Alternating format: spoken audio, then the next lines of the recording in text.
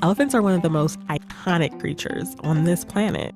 They're the largest land animals, the only surviving members of their order, and they are highly intelligent social beings. They're a lot like human babies, actually. These elephants in Thailand can even paint. It is the matriarch who guides the herds. It's the older female's vast life experience that gives them these skills. African elephants have been here for more than 1.5 million years, and now human intervention is literally changing the face of this incredible creature.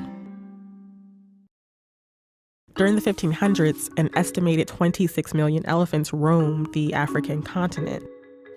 Today, it's less than 500,000. They're a keystone species, which means that without them, the environment would look completely different. For example, digging up water in the dry riverbeds, that enables other animals to come in and drink from those same water sources. They walk through the bush, they knock trees down, they're ripping up bark. They play such an important role in the ecosystem. In the 1970s and 80s, elephant poaching reached crisis levels. So in 1989, an international agreement banned the global ivory trade. But in the past several years, poaching has returned to high levels. This chart shows the percentage of African elephant deaths caused by poaching since 2003. Their ivory tusks are basically just large teeth. But for centuries, they've been used in artworks, ornaments, jewelry, even piano keys.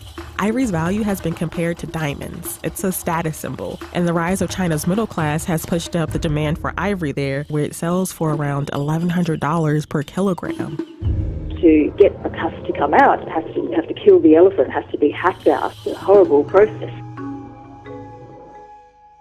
1/3 of an elephant's tusks are in its skull, which contains a pulpy cavity of tissues, blood vessels, and nerves. That means they can't be preemptively removed by conservationists, an approach that has been applied to rhino horns, which aren't ivory, but are also sought after in Asia. Conservationists can safely remove up to 93% of a rhino's horn, but it's not possible to remove that much from elephants.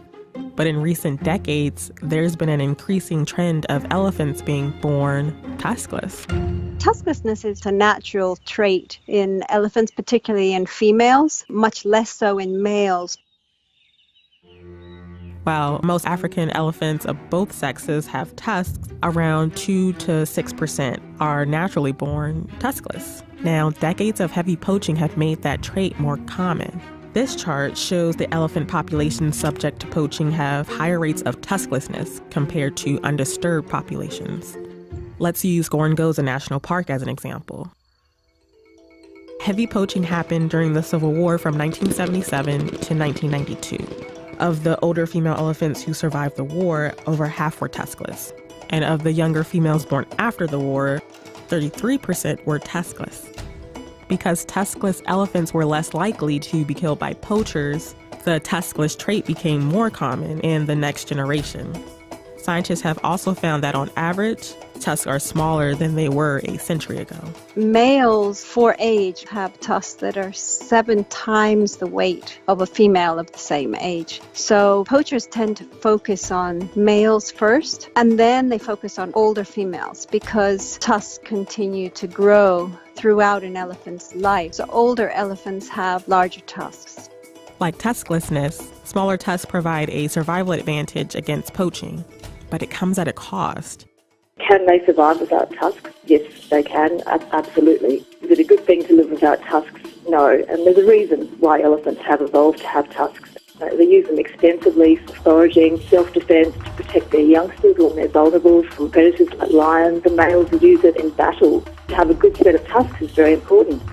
Tusklessness is not likely to save the species from poaching and habitat loss. Yet there is some hope. Through determined conservation efforts, some African national parks are seeing growth in their elephant populations. And China has announced that by the end of 2017, they will end domestic sales and processing of ivory.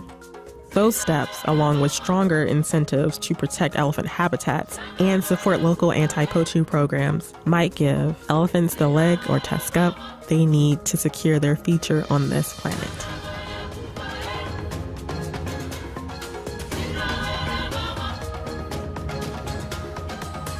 A big thanks to African Parks and the experts I got to interview for this video. If you want to learn more about their work in elephant conservation, links to their websites are in the description box. And if you need a little pick-me-up, don't worry, I got you covered.